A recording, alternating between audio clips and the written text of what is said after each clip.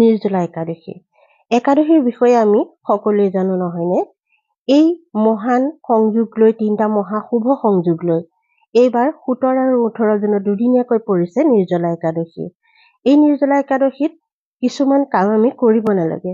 যদিহে কৰোঁ আমাৰ জীৱনলৈ দুখ আহে, দৰিদ্ৰতা আহে, কিন্তু আমি নাজানো। নজনাকৈয়ে আমি কেতিয়াবা ভুল কৰি পেলাওঁ। আজি মই এই ভিডিঅ'টিত আপোনালোকলৈ আগবঢ়াম এনেকুৱা কাম যি কৰিব নালাগে এই নিৰ্জলা একাদশীৰ দিনা সেয়া, আৰু লগতে নিৰ্জলা একাদশীত কি কৰিলে ভাল, কি কৰিলে বেয়া, এই সকলোখিনি মই আপোনালোকক জনাম এই ভিডিঅ'টিতে। নমস্কাৰ, স্বাগতম জনাইছোঁ অসমীয়া ইউটিউব চেনেলটিলৈ। যদি চেনেলটিত আপুনি নতুন তেতিয়াহ'লে চেনেলটি ছাবস্ক্ৰাইব কৰিব, কাষত থকা বেল আইকনো টিপি থ'ব যাতে ভিডিঅ'খিনি দিয়াৰ লগে লগে নটিফিকেশ্যন পাওঁ। এই কথাখিনি কোৱাৰ আগতে মই এটা কথা কওঁ আপোনালোকক। বহুতে ক'ব এইখিনি অন্ধবিশ্বাস। অন্ধবিশ্বাসেৰে কৰা কাম, অন্ধবিশ্বাস বুলি কৰা এনেকুৱা কিছুমান কামকহে আমি আমাৰ জীৱনৰ পৰা এৰুৱাব লাগে, আমি কৰিব নালাগে। সেইবোৰ হৈছে যাৰ দ্বাৰা আনৰ ক্ষতি হয় বা নিজৰো ক্ষতি হয়। আমি এনেকুৱা কিছুমান কামহে শাস্ত্ৰসন্মতভাৱে কৰিবলৈ দিওঁ যাৰ দ্বাৰা আপোনাৰ মন শান্তি হয়, মন শান্ত হয় আৰু আপোনাৰ জীৱনলৈ পজিটিভিটি আহে। এইবোৰক আপুনি অন্ধবিশ্বাস বুলি ক'ব নোৱাৰে। আমি ভগৱান আমি কোনো দেখা নাই, ভগৱানক আমি কোনেও দেখা নাই, কিন্তু ৰাতিপুৱা গধূলি ধূপ চাকি ভগৱন্ত প্ৰভুৰ চৰণত চাকি বাতি জ্বলাও নহয়নে? কি কাৰণত? তেওঁক নেদেখো যদিও আমি বিশ্বাসেৰে তেওঁ আছে বুলি আমি সেৱা বন্তি চাকি আদি জ্বলাওঁ। সেয়া কেতিয়াও অন্ধবিশ্বাস হ'ব নোৱাৰে। আমাৰ মনলৈ শান্তি আহে ভগৱন্ত প্ৰভুৰ চৰণত প্ৰাৰ্থনা কৰিলে, তেওঁৰ চৰণত চাকি জ্বলালে, হয়নে নহয়? ঠিক তেনেকুৱা কিছুমান বিষয়ক লৈহে মই আপোনালোকলৈ এনেকুৱা ভিডিঅ'বোৰ দিওঁ। গতিকে এই যে এনেকুৱা ধৰণৰ বিতৰ্ক লৈ যাতে আপোনালোকে কমেণ্ট নকৰে, অনুৰোধ কৰিলোঁ। এতিয়া আহক ভিডিঅ'টিৰ মাজলৈ। ভিডিঅ'টি মনোযোগেৰে চাব, সম্পূৰ্ণকৈ চাব আৰু শ্বেয়াৰৰ যোগ্য বুলি ভাবিলে বন্ধু বান্ধৱী আৰু পৰিয়ালৰ লগত শ্বেয়াৰ কৰিব। এইখিনিতে আৰু এটা কথা কওঁ, হাত সাৱটি বহি থাকি এনেকুৱা কিছুমান উপায় কৰিলেই আপোনাৰ ঘৰখনত বা আপোনাৰ জীৱনত ওপৰৰ পৰা ধন বৰষুণ হ'ব বুলি কেতিয়াও নাভাবিব।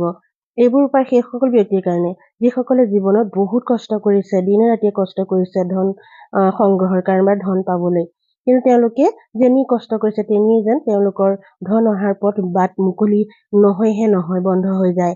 আৰু কেতিয়াবা কেইটামান ধন হাতলৈ আহিলেও যিখিনি আমাৰ খৰচ হয়, জমা ঘৰতকৈ খৰচৰ ঘৰ বেছি হয়, হাতত এটকাও পইচা জমা নাথাকে। তেওঁলোকৰ কাৰণেহে মই এই ভিডিঅ' আগবঢ়ালো। হিন্দু ধৰ্মত নিৰ্জলা একাদশী বিশেষ গুৰুত্ব আছে। সকলো একাদশীৰ ভিতৰত নিৰ্জলা একাদশী অতি বিশেষ আৰু ইয়াক আটাইতকৈ কঠোৰ বুলি গণ্য কৰা হয়, কাৰণ এই দিনটোত খাদ্য আৰু পানী খোৱা নহয়। আপোনালোকক কওঁ যে জ্যেষ্ঠ মাহৰ শুক্ল পক্ষৰ একাদশীত নিৰ্জলা একাদশীৰ ব্ৰত পালন কৰা হয়। এইবাৰ 17 আৰু 18 জুন তাৰিখে নিৰ্জলা একাদশীৰ ব্ৰত পালন কৰা হৈছে। এই একাদশীক ভীমসেন একাদশী আৰু বদি গ্যাৰহ একাদশী নামেৰেও জনা যায়। ৰীতি নীতি অনুসৰি ভগৱান বিষ্ণুক পূজা কৰি এই দিনটোত ব্ৰত ৰাখি সকলো ধৰণৰ দুখৰ পৰা মুক্তি পোৱাৰ লগতে সুখ সমৃদ্ধি আৰু ধন সম্পত্তিৰ আশীৰ্বাদ পোৱা যায় বুলি বিশ্বাস কৰা হয়। ইয়াৰ দ্বাৰা পাপৰ পৰা মুক্তিৰ লগতে পৰিত্ৰাণ লাভ কৰা হয়। এইবাৰ নিৰ্জলা একাদশীত বহু শুভ যোগ সংযোজিত হৈছে। যদি আপুনি এইবাৰ নিৰ্জলা একাদশীৰ ব্ৰত পালন কৰি আছে তেন্তে এই নিয়মবোৰ নিশ্চয় মনত ৰাখিব। নিৰ্জলা একাদশীৰ দিনা কি কৰিব আৰু কি কৰিব নালাগে, এইখিনিতে হয়তো আপোনালোকৰ প্ৰশ্ন আহিছে মনলৈ। 17 আৰু 18 দুদিনীয়াকৈ যিহেতু নিৰ্জলা একাদশীৰ তিথি পৰিছে, গতিকে এই তিথি আমি 17 তাৰিখে পালন কৰিম নে 18 তাৰিখে পালন কৰিম, নহয় জানো? পঞ্চাংগৰ তথ্য অনুসৰি 17 জুনৰ পৰা 17 জুনৰ পুৱা 4:42 বজাৰ পৰা আৰম্ভ হৈছে জ্যেষ্ঠ মাহৰ শুক্ল পক্ষৰ একাদশী আৰু যিটো 18 জুনত পুৱা 6:23 শেষ হ'ব। এনে পৰিস্থিতিত সদায় আমি সূৰ্য উদয়ৰ যিটো তিথি পৰে সেইটোক আমি মান্যতা হিচাপে লওঁ। যিহেতু 4:42 17 তাৰিখে পৰিছে, গতিকে সূৰ্য উদয়ৰ অলপ দেৰি পিছত পৰিছে, কিন্তু যিটো আমাৰ 18 জুনত পৰিছে সেইটো 6:23 শেষ হ'ব। গতিকে এই যিটো তিথি সেইটো সূৰ্য উদয়ৰ পৰাইও আছে, তাৰমানে তিথিটো। সেইকাৰণে এই 18 জুনৰ দিনাখনি আমি ব্ৰত ৰাখিব লাগে।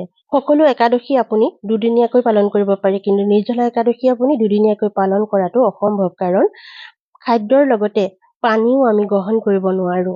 কাৰণ নিৰ্জলা মানে কোনো জল গ্ৰহণ কৰা নহয়, খাদ্যটো দূৰৰে কথা। এতিয়া যিহেতু ইমান গৰমৰ দিন, ইমান গৰমৰ দিনত আমি কেনেকৈনো বাৰু অকণমান পানী নোখোৱাকৈ ব্ৰত পালন কৰিব পাৰিম, নহয়নে? সেয়েহে আমি ৰাতিপুৱা যিটো আমাৰ 18 তাৰিখৰ দিনা পৰিছে সেই তাৰিখটোকে আমি ধৰিলে আমি খুব কম সময়ৰ ভিতৰতে ব্ৰতো ৰাখিব পাৰিম আৰু আমাৰ উপবাসে থকাটো পানী নোখোৱাকৈ উপবাসে থকাটো আমি শেষ কৰিব পাৰিম নীতি নিয়ম অনুসাৰে। পৰাপক্ষত এই যি ব্ৰত আপুনি পালন কৰিব 18 তাৰিখৰ দিনা, যিহেতু সেই ব্ৰত আপুনি অন্তত আগবেলা 12 বজালৈকে নিৰ্জলা একাদশী ব্ৰত পালন কৰিবলৈ চেষ্টা কৰিব। এইখিনিতে আহক এতিয়া মেইন টপিকলৈ, যিটো নেকি আমি এই দিনটোত কৰিব নলগীয়া কেইটামান গুৰুত্বপূৰ্ণ কথা। আপুনি ব্ৰত নাৰাখিলেও একদম ধ্যান ৰাখিব এইকেইটা কাম যাতে আপুনি কেতিয়াও নকৰে। নিৰ্জলা একাদশীৰ দিনা তুলসীত পানী দিব নালাগে। আমি সকলোৱে জানো ৰাতিপুৱা শুই উঠিয়েই সূৰ্য দেৱতাক প্ৰণাম কৰি আমি যি পানী দিওঁ, সেই পানী আমি তুলসী মাতৃৰ ওপৰতে দিওঁ, নহয়নে? গধূলি ৰাতিপুৱা তুলসী মাতাৰ ওচৰত চাকি বাতিও জ্বলাওঁ আৰু তুলসী পাত ছিঙি আমি প্ৰভু ভগৱন্তৰ চৰণত অৰ্পণ কৰোঁ, গোসাঁই চাকি যেতিয়া আমি জ্বলাওঁ, নহয়নে? কিন্তু এই একাদশীৰ দিনা আপোনালোকে তুলসীত পানীও নিদিব আৰু কেতিয়াও তুলসীৰ স্পৰ্শ নকৰিব, তাৰ পৰা পাত নিছিঙিব। কাৰণ এই দিনটোত মা তুলসীয়েও প্ৰভু ভগৱন্তৰ নিমিত্তে ব্ৰত পালন কৰে নিৰ্জলা একাদশী। আপুনি যদি পানী দিয়ে মা পানী খুওৱা নিচিনা হ'ব, যিহেতু মায়ে নিৰ্জলা একাদশী ব্ৰত পালন কৰি আছে আৰু আপুনি দিয়া পানীত তেওঁৰ ব্ৰত ভংগ হোৱাৰ সম্ভাৱনা থাকে।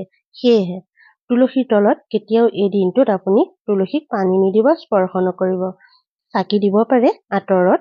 আৰু এটা কথা, শ্ৰীমনাৰায়ণ শ্ৰীমনাৰায়ণ ভগৱন্ত প্ৰভুৰ নাম উচ্চাৰণ কৰি থাকিব গোটেই দিনটো। ভগৱন্ত প্ৰভুৰ যদি কৃপা লাভ হয়, আপুনি যদি শ্ৰদ্ধাৰে তেওঁ ব্ৰত পালন কৰিছে, তেতিয়াহ'লে ভগৱন্ত প্ৰভুৱে চাৰি হাতে আপোনাৰ জীৱনলৈ ইমান ধন সম্পদৰ জোৱাৰ আনিব, যি নেকি আপুনি দুহাতে সামৰি শেষ কৰিব নোৱাৰিব। তাৰ কাৰণে লাগিব ভগৱন্ত প্ৰভুৰ বিশেষ আশীষ। ভগৱন্ত প্ৰভুৰ বিশেষ আশীষ পাবলৈ হ'লে এই দিনটোত আপুনি কিছুমান কাম নকৰিব। কাৰো প্ৰতি বেয়া মনোভাৱ নানিব, কাকো বেয়া মাত ভাষা নকব, পাৰিলে খুব কম কথা পাতিব। বেছিকৈ কথা পাতিলে কেতিয়াবা আমাৰ মুখৰ পৰা নোলাবলগীয়া কথাও ওলাই যায়। সেইকাৰণে এই দিনটোত খুব কমকৈ কথা পাতিব, মৌন হৈ থকাটো খুব ভাল। আৰু ভগৱন্ত প্ৰভুৰ গুণানুকীৰ্তন কৰিব পাৰে আৰু তেওঁৰ নাম উচ্চাৰণ কৰি থাকিব পাৰে। শ্ৰীমন নাৰায়ণ শ্ৰীমন নাৰায়ণ, ওম ভগৱতী বাসুদেৱাই নম, এনেকুৱা ধৰণৰ মন্ত্ৰ জপ কৰি আপুনি গোটেই দিনটো পাৰ কৰিব। এইখিনিতে আৰু এটা কথা হয়তো আপোনালোকৰ মনলৈ আহিব, ব্ৰত নাৰাখিলে ভগৱন্ত প্ৰভুৱে দুখ ধৰিব নেকি? নহয়, ব্ৰত বহুতেই নাৰাখে, কিন্তু শ্ৰদ্ধাটো মেইন বস্তু। ব্ৰত ৰাখিব পাৰিলে খুব ভাল, আপুনি যিমান কষ্ট কৰিছে তাৰ ফল খুব সোনকালে পাব। কিন্তু এই দিনটোত মৌন হৈ থাকি প্ৰভু ভগৱন্তৰ নাম জপ কৰি গোটেই দিনটো যদি আপুনি পাৰ কৰে, যদিও ব্ৰত ৰখা নাই, তেতিয়াহ'লেও শুভ ফল লাভ কৰিবলৈ সক্ষম হ'ব। মই আশা কৰিছো এই ভিডিঅ'টিয়ে নিশ্চয় আপোনাক অকণমান হ'লেও উপকৃত কৰিছে। যদিও ভাল লাগিছে এটা লাইক কৰিব, চেনেলটিও ছাবস্ক্ৰাইব কৰিব। পুনৰ লগ পাম আন এটা গুৰুত্বপূৰ্ণ ভিডিঅ'ৰ যোগেদি। আজিলৈ আহোঁ, নমস্কাৰ।